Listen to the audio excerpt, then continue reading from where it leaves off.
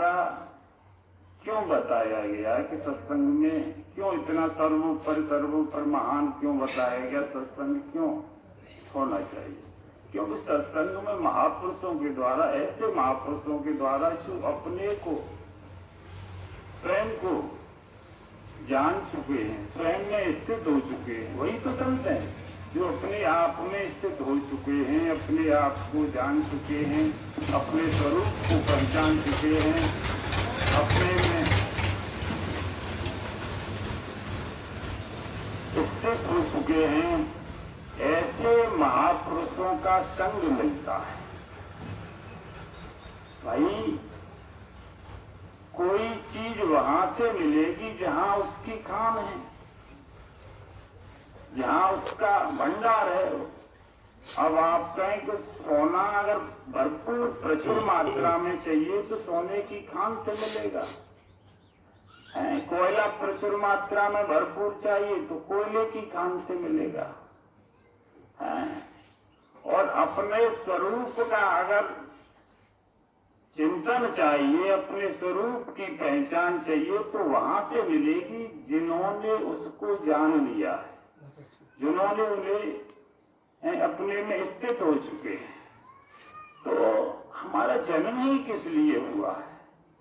ऐसे नहीं, ऐसे तो सभी जीव जंतु आए हैं, लेकिन हमें ये विचार बार बार, मनुष्य शरीर मिला तो बार बार विचार इसलिए करना है कि मानव बड़े भाग से मिला है, तो बड़ा भाग फिर क्या रहा? खाना पीना ये सब करना तो सब जीवों का ही करते। अगर उसी को हम करते रहे तो फिर बड़े भाग का मतलब क्या हुआ?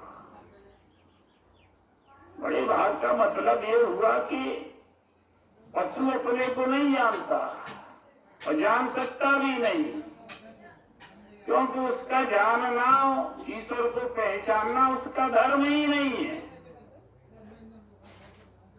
मनुष्य पैदा हुआ है धारते इति धर्म, अपने धर्म को धारण करके हर व्यक्ति, हर जीव मात्र पैदा हुआ है।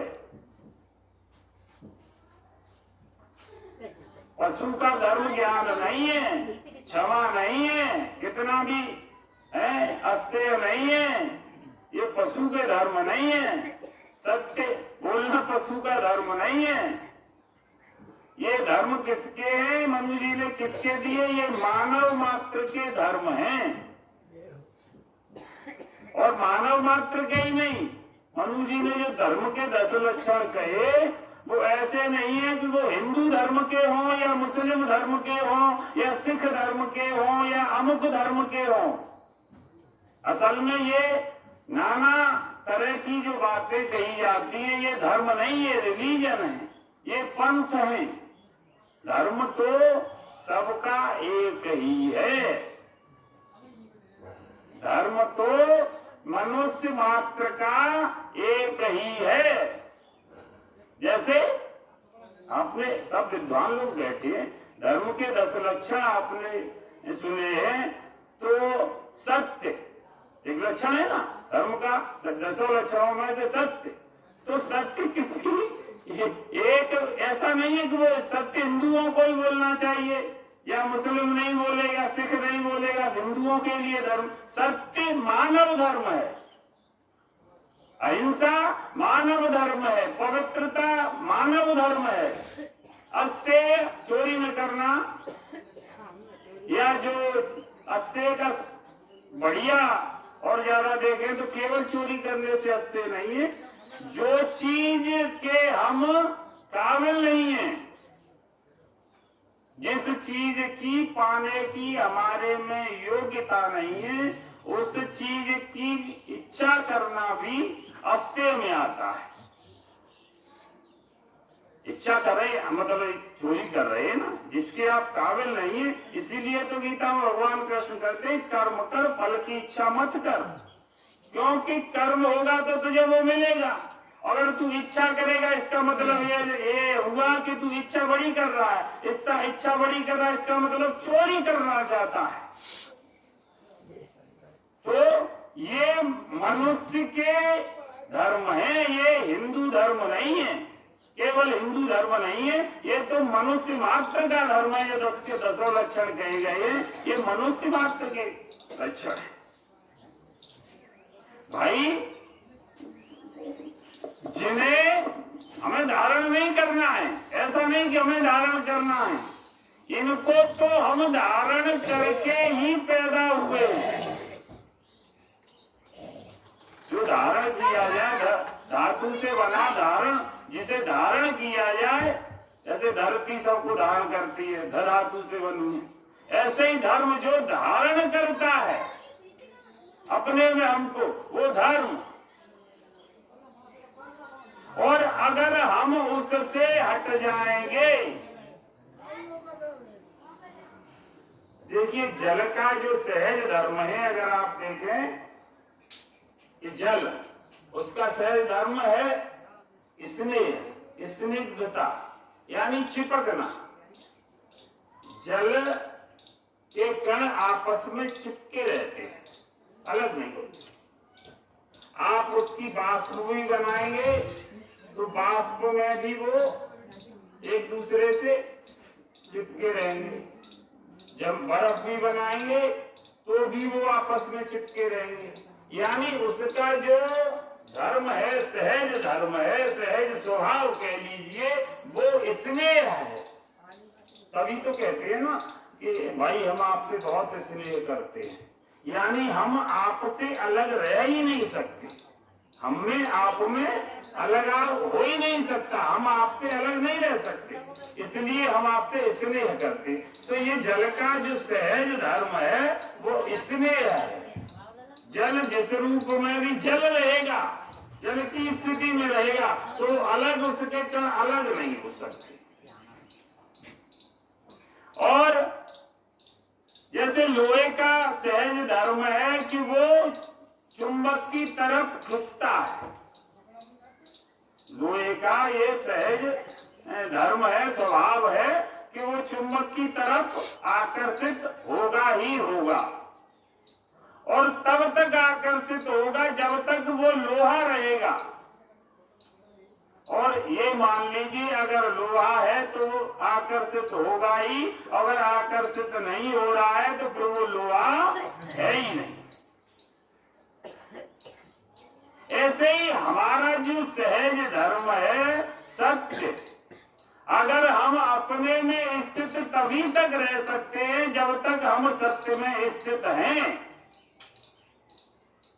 विचार करके देख लीजिए, आप अगर कभी किसी से वार्तालाप कर रहे हैं और झूठ बोल रहे हैं, झूठ बोल रहे हैं, तो आप अपने में स्थित रह ही नहीं।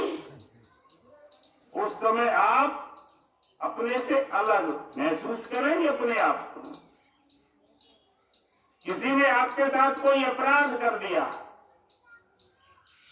आप मानते इसने मेरे साथ गलत किया है, और बहुत दिन हो गए, सालों साल हो गए, वो व्यक्ति सामने आता है, तभी वो चिंतन आ जाता है इसने मेरे साथ अपराध किया था। जब तक आप उसे क्षमा नहीं कर देंगे हृदय से, तब तक आप अपने सहज स्वभाव में स्थित रह ही नहीं सकते। जब तक आप क्षमा नहीं कर देंगे तब तक आप अपने सहज स्वभाव में स्थित रह ही नहीं सकते। तो मेरा कहने का मतलब, बच्चा जब पैदा होता है धर्म के 10 लक्षणों को लेकर के पैदा होता है। आप किसी भी बच्चे में सहज देखिए, ये उसमें ये धर्म है या नहीं है। वो कभी झूठ बोलता है क्या? स्वप्नों में भी नहीं बोलता साहब। पिता ने अंदर से कहा, कहते पिताजी बाहर नहीं है, घर में नहीं है, तो बाहर आके कहता है दरवाजे पर, पिताजी ने ऐसा बोला है कि पिताजी घर में नहीं है। अभी कितना भी झगड़ा हो जाए, 1 मिनट बच्चे में, दोनों में, बच्चों में खूब झगड़ा हो जाए, 2 मिनट बाद घर में घूम के आएगा, फिर वो उसी बच्चे की गले भैया डाल के खेलेगा। क्या क्षमा है कि नहीं है उसके अंदर? धैर्य है कि नहीं है उसके अंदर? कितना भी बड़े से बड़ा कोई कष्ट, कोई वो हो, लेकिन थोड़ी देर बाद धैर्य, इतना बड़ा धैर्य, सत्य, क्षमा, धैर्य, पवित्रता, सबसे बड़ा पवित्र तो बच्चा ही है।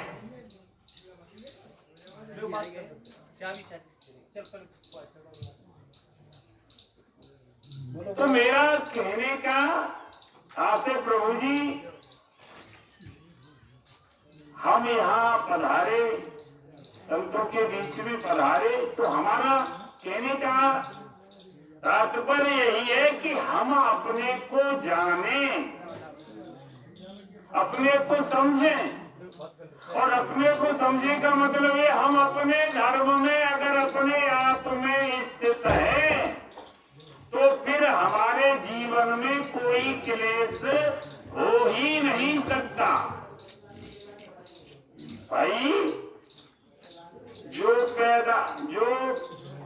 पौधा जंगल में पैदा होता है, भगवान उसे वहाँ की सामर्थ्य लेकर के वहाँ उगाते हैं, पैदा करते हैं। उस पौधे को आप घर के भीतर ला करके रखेंगे तो वो डिस्टर्ब हो जाएगा, वो अपने स्वरूप से विकृत हो जाएगा। जंगल का पौधा घर में विकृत हो जाएगा, और घर का पौधा अगर जंगल में उगाओगे तो वहाँ वो अपने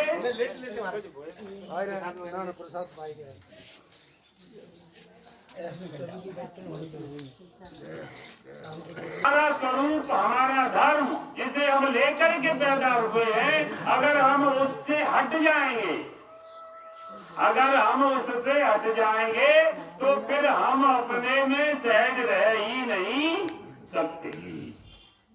हमारा जो स्वरूप है, सत्य का है, क्षमा का है, आजीवन का है, धैर्य का है, तप का है, त्याग का है, अहिंसा का है, जो भी लक्षण बताए महापुरुषों ने शास्त्रों के द्वारा, हमारा वह स्वरूप है। अगर हम उसमें स्थित रहेंगे तो फिर हम मानव रहेंगे, और अगर इसमें से हट गए तो फिर मानव नहीं रहेंगे। फिर ये कवि कहते हैं कि ऐसा न विद्या न तपो न दानम ज्ञानम न शीलम न गुणो न धर्म ते मर्त लोके भोविहार भूता मनुष्य रूपे।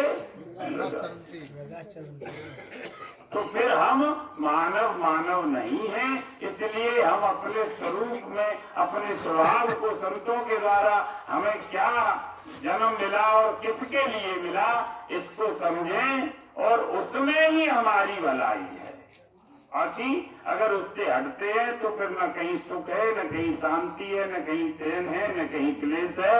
इन्हीं शब्दों के साथ 2 मिनट गोविंद। और थोड़ा धर्म के जो 10 लक्षण है उसका हमने किया। अब इस कड़ी को आगे बढ़ाते हुए